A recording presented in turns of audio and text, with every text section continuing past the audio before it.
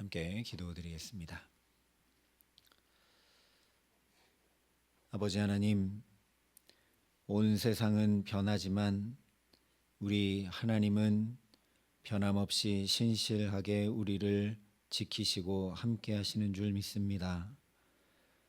그 주님의 사랑과 은혜를 덧입어 오늘도 힘을 얻고 소망을 가지고 살기 원하여 이 첫 시간 주 앞에 엎드렸사오니 아버지 말씀하여 주시고 우리를 주의 성령으로 붙들어 역사하여 주시옵소서.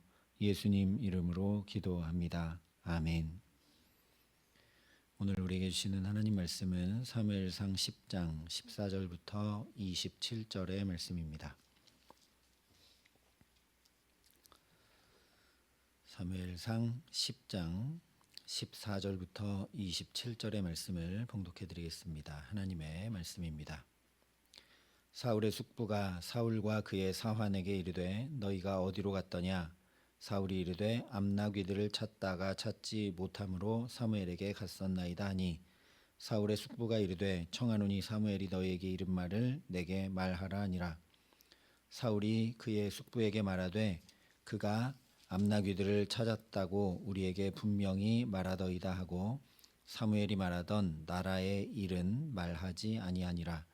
사무엘이 백성을 미스바로 불러 여호와 앞에 모으고 이스라엘 자손에게 이르되 이스라엘 하나님 여호와께서 이같이 말씀하시기를 내가 이스라엘을 애굽에서 인도하여 내고 너희를 애굽인의 손과 너희를 압제하는 모든 나라의 손에서 건져 내었느니라 하셨거늘 너희는 너희를 모든 재난과 고통 중에서 친히 구원하여 내신 너희의 하나님을 오늘 버리고 이르기를 우리 위에 왕을 세우라 하는도다.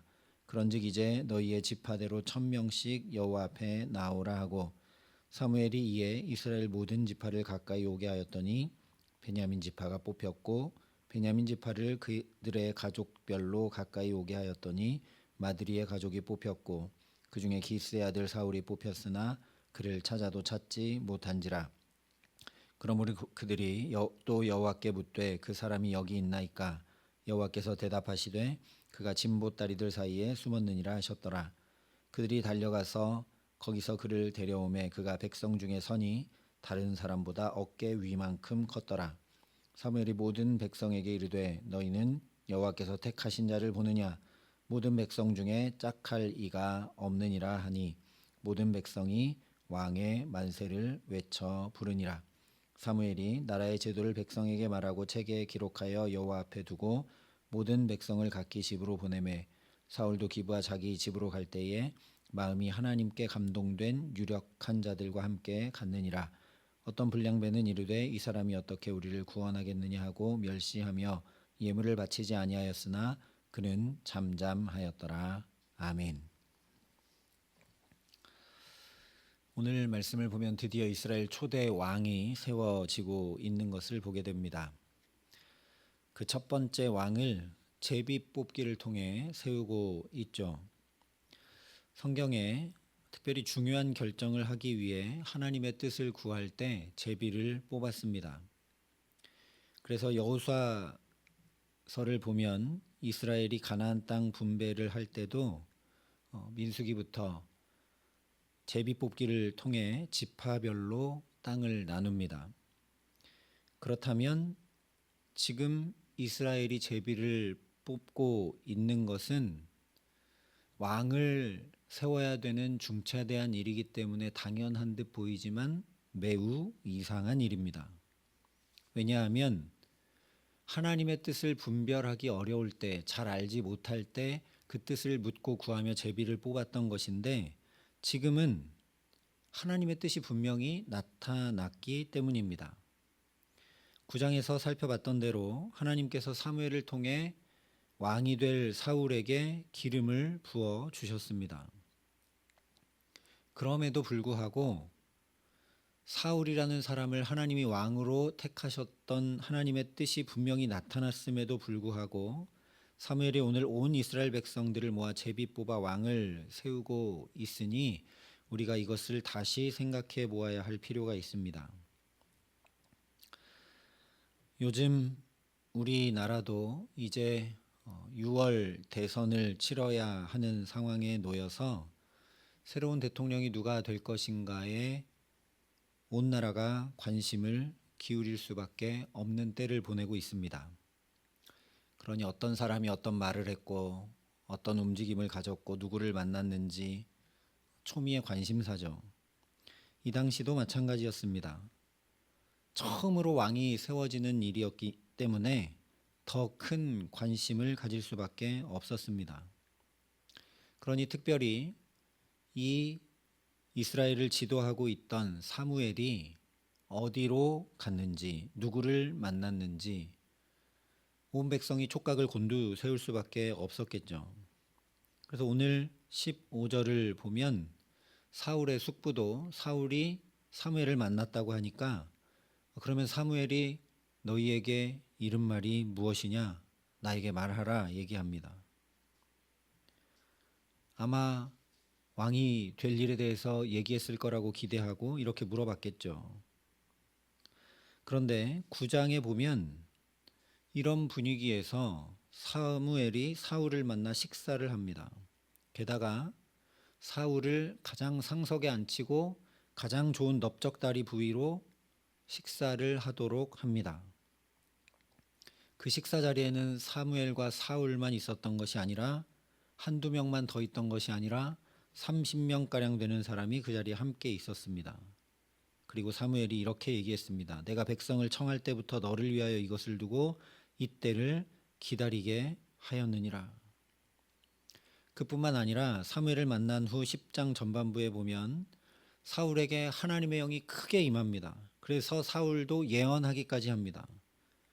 이것도 한두 명이 아니라 사울을 알던 모든 사람들이 보고 알았습니다. 이것을 이상히 여기기까지 해서 기스의 아들에게 무슨 일이 일어났느냐 서로 이야기했다고 성경이 말씀합니다. 더 나아가 하나님께 택함 받은 자가 사울이라는 것 이미 이스라엘 백성들이 충분히 알 수밖에 없는 상황이었다라는 거죠. 그런데 오늘 제비를 뽑습니다. 그러니까 이것을 한마디로 하자면 이스라엘 백성들이 하나님께서 택하여 세우려는 사울을 왕으로 인정하지 못했다라는 것입니다. 이미 사울을 인정하고 왕으로 받아들였다면 제비 뽑을 이유가 무엇이 있겠습니까? 이스라엘 백성들은 이처럼 하나님 앞에서 살아가는데 별 관심이 없습니다. 얼마나 관심이 없는가? 19절에 너희는 너희를 위하여 모든 재난과 고통 중에서 친히 구원하여 내신 너희 하나님을 오늘 버리고 이르기를 우리 위에 왕을 세우라 하는도다. 그런즉 이제 너희의 지파대로 1000명씩 여호와 앞에 나오라 말씀을 합니다. 쭉 살펴본 대로 사울을 주목할 수밖에 없는 상황입니다. 그러니까 아무리 눈치 없다고 해도 일련의 이런 사건들을 통해서 사울이 유력한 후보인 것을 누구나 알 수밖에 없습니다. 뿐만 아니라 아예 사무엘이 너희 하나님을 오늘 버리고 이르기를 우리의 위에 왕을 세우라 하는도다 단도직입적으로 얘기하고 있습니다. 그런데 사무엘이 이스라엘 사람들에게 각 지파에 1000명씩 나오라 하니까 마치 기다리고 있었다는 듯이 준비라도 다 하고 있었다는 듯이 우르르 몰려 나옵니다. 왕을 세우는 것이 하나님의 뜻이 아닌 것을 넘어서서 하나님을 버리는 것이다 라고 이야기하고 있는데도 하나님은커녕 사무엘도 안중에 없습니다. 우리 지파 중에서 좀 왕이 되어보겠다고 다들 1000명씩 내보내고 있는 거죠. 그래서 나온 것 좋습니다. 제비 뽑아 사울이 세워졌는데도 27절에 보면 이 사람이 어떻게 우리를 구원하겠느냐 하면서 멸시하기까지 합니다. 이제 제비까지 뽑아서 명확하게 사울이 뽑혔으니 하나님의 뜻이구나. 하나님이 이 사람 세우시는구나. 게다가 이스라엘에서 다 1000명씩 나왔기 때문에 12,000명 아닙니까? 거의 모든 이스라엘이 다 분명하게 보았는데도 인정하지 않습니다. 사울을 인정하지 않는 게 아니라 하나님의 주권을 인정하지 않는 거죠. 전혀 하나님 앞에 설 줄 모릅니다. 우리는 하나님 앞에 살아간다라고 하면 하나님께서 모든 것을 불꽃 같은 눈으로 지켜보시니 조심하고 또 조심해서 살아야 한다. 구별하고 거룩하게 살아야 한다라고 여길 때가 많습니다. 그러다 보니까 긴장하게 되고 무겁게 여기게 되고 때로 포기할 때도 있습니다. 이스라엘 백성들도 그렇게 받아들였던 겁니다. 하나님 앞에 사는 것은 귀찮은 일이다. 어려운 일이다. 우리는 할 수 없는 일이다. 그래서 적나라하게 얘기하자면 이제 사무엘이 얘기한 대로 하나님을 버리고 그 하나님의 간섭 없이 저 이방 나라들과 똑같이 우리가 왕을 세우고 우리가 세우고 싶은 왕을 세워서 그 왕의 지배를 받으며 우리 마음대로 살자 했다라는 거죠. 이스라엘이 이러했기 때문에 사무엘이 17절에 보면 미스바로 이스라엘 백성들을 불러 여호와 앞에 모읍니다. 그냥 왕을 세우고 제비 뽑기 위해서 미스바로 이스라엘 백성들을 부른 것이 아니라 하나님 앞에 불렀다는 거죠. 하나님 앞에 서서 살아간다는 것이 간섭받고 귀찮고 마음대로 하지 못하는 삶을 사는 것이 아님을 분명하게 보게 하기 위함입니다. 오히려 하나님 앞에 살면 얼마나 좋은 삶을 살게 되는지 보게 하기 위함이라는 겁니다. 사실 미스바는 그렇게 하나님 앞에 살았던 삶을 온 이스라엘이 맛보았던 곳입니다. 이스라엘이 하나님을 버리는 것이 아니라 이방 신들과 아스타롯을 버리고 하나님만 전심으로 섬기며 나아갔던 곳이 바로 미스바입니다. 그렇게 할 때 이스라엘이 그렇게 두려워하던 블레셋과 창 하나, 칼 하나, 활 하나 들 필요도 없이 전쟁할 필요도 없이 그냥 하나님께서 우레로 블레셋을 쳐서 승리케 하신 것을 경험했던 자리가 바로 미스바입니다. 그야말로 그 어떤 것과도 비할 수 없는 하나님의 온전한 사랑을 경험했습니다. 그런데 이스라엘이 이것을 다 놓치고 맙니다. 그래서 하나님 앞에 사는 것이 아니라 세상 앞에 살려고 합니다.